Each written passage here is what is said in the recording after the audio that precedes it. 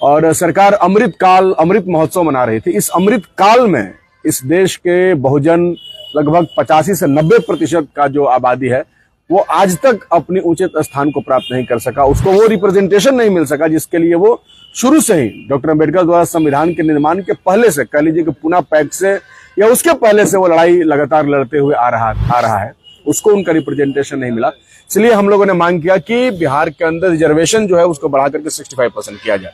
उस समय बीजेपी भी बिहार के विधानमंडल में बैठी हुई थी, हम लोगों के सामने वो विपक्ष में थे और उन्होंने इस बात की स्वीकारोक्ति दी कि बिहार के अंदर 65% आरक्षण लागू होना चाहिए और इसका समर्थन उन्होंने भी किया। लेकिन उसके बाद फिर हाईकोर्ट में ले जाकर के उसको रोक दिया। ठीक उसी प्रकार से जैसे यूजीसी बिल एक तरफ पास कर दिया गया सरकार के द्वारा और बाद में सुप्रीम कोर्ट में रोक दिया गया। अब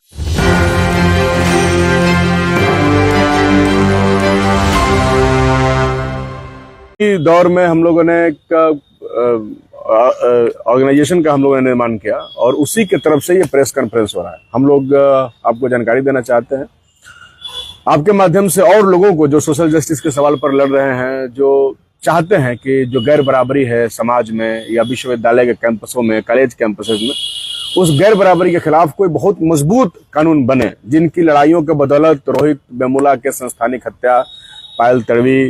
के शहादत के बाद जो एक कानून बना था, जो कानून बहुत प्रभावशाली तो नहीं है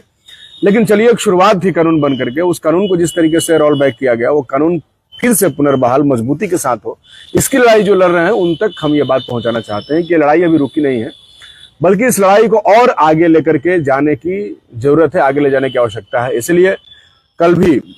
10 तारीख को पटना में बहुत ही शानदार पटना विश्वविद्यालय के छात्रों की तरफ से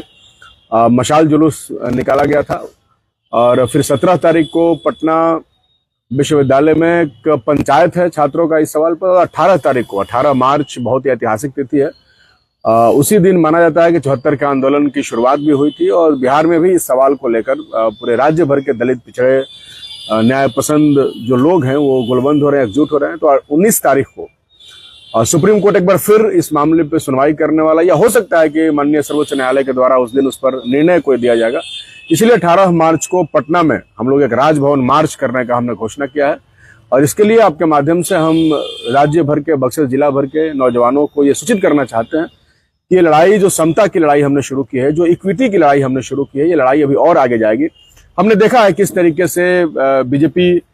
की जो सरकार पिछले 12 वर्षों से केंद्र में बैठी है, लेकिन वो लगातार आरक्षण के प्रावधानों में कटौती करने की कोशिश कर रही है।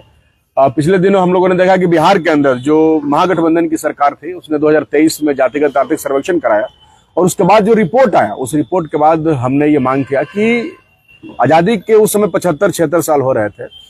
और सरकार अमृत महोत्सव मना रही थी। इस अमृत काल में इस देश के बहुजन लगभग 85 से 90% का जो आबादी है वो आज तक अपनी उचित स्थान को प्राप्त नहीं कर सका, उसको वो रिप्रेजेंटेशन नहीं मिल सका जिसके लिए वो शुरू से ही डॉक्टर अम्बेडकर द्वारा संविधान के निर्माण के पहले से, कह लीजिए कि पुणे पैक्ट से या उसके पहले से वो लड़ाई लगातार लड़ते हुए आ रहा है, उसको उनका रिप्रेजेंटेशन नहीं मिला। इसलिए हम लोगों ने मांग किया कि बिहार के अंदर रिजर्वेशन जो है उसको बढ़ा करके 65% किया जाए। उस समय बीजेपी भी बिहार के विधानमंडल में बैठी हुई थी, हम लोगों के सामने वो विपक्ष में थे और उन्होंने इस बात की स्वीकारोक्ति दी कि बिहार के अंदर 65% आरक्षण लागू होना चाहिए और इसका समर्थन उन्होंने भी किया।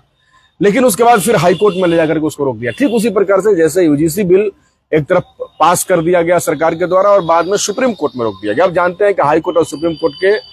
में किसी भी प्रकार का कोई रिजर्वेशन नहीं है, कॉलेजियम से सब कुछ चलता है, आरक्षण नहीं है। हम लोग लंबे समय से हाईकोर्ट में और सर्वोच्च न्यायालय में आरक्षण की लड़ाई लड़ रहे हैं। इसलिए इस बार जो यूजीसी बिल की लड़ाई शुरू हुई है इसमें हम लोगों ने कई सारे और सवाल उठाए हैं, जैसे यूजीसी बिल की पुनर्बहाली, जिससे कैंपसेस के अंदर दलित पिछड़े छात्रों को न्याय मिल सके, बेवजह उनको इंटरव्यू के नाम पर छांटा नहीं जाए, बेवजह मेरिट का आधार बना करके उनको बाहर किक आउट नहीं किया जाए, जिसके कई सारे उदाहरण आने वाले समय में हम लोग देखते हैं। दूसरा, बिहार के अंदर 65% रिजर्वेशन जो 2023 में विधानमंडल में पास किया गया था, जिसको हाईकोर्ट में रोक दिया गया। अगर केंद्र की सरकार या बीजेपी की सरकार कह लीजिए, एनडीए वाले ये मानते हैं कि बिहार के गरीबों को, दलित पिछड़ों को 65% रिजर्वेशन मिलना चाहिए, ये जरूरत है, तो फिर उनको 9th शेड्यूल में शामिल करने की आवश्यकता है। अगर वो 9th शेड्यूल में शामिल नहीं कर रहे हैं तो बिहार की जनता यही मानेगी कि ये सारे लोग नहीं चाहते हैं कि बिहार के दलित और पिछड़ों का रिजर्वेशन बढ़ना चाहिए। इसलिए ये लड़ाई 65% रिजर्वेशन बढ़ाने की लड़ाई है। हम लोगों ने जो बिहार में जातिगत जनगणना करवाया था, उससे बिहार के जातिगत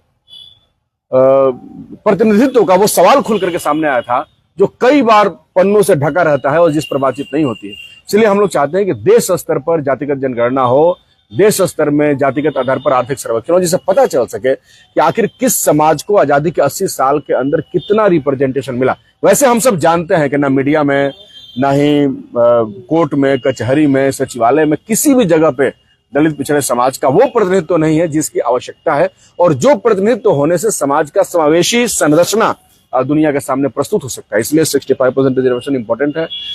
जातिगत जनगणना इंपॉर्टेंट है पूरे बिहार देश भर के अंदर। तो इन तमाम सवालों को लेकर के हम लोग लगातार लड़ रहे हैं, और आने वाले दिन में 18 तारीख को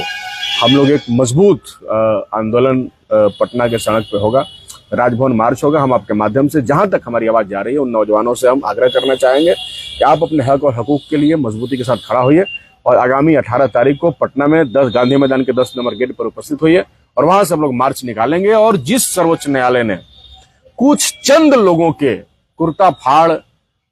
हंगामे के बाद इस रेगुलेशन को रोक दिया था संज्ञान में लेकर, हम तो लगातार उसके बाद प्रोटेस्ट कर रहे हैं। आपने देखा था बक्सर में भी हुआ था,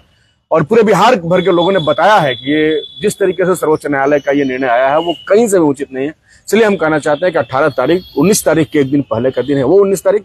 जिस दिन माननीय सर्वोच्च न्यायालय इस मामले पर सुनवाई करने वाला है। इसलिए 18 तारीख को मजबूती के साथ पटना के सड़कों पर उपस्थित होइए, ताकि हम भी सर्वोच्च न्यायालय को दिखा सकें कि आप अगर दलित पिछड़ों का, बहुजनों का अधिकार छीनेंगे तो हम लोग चुप बैठने वाले नहीं।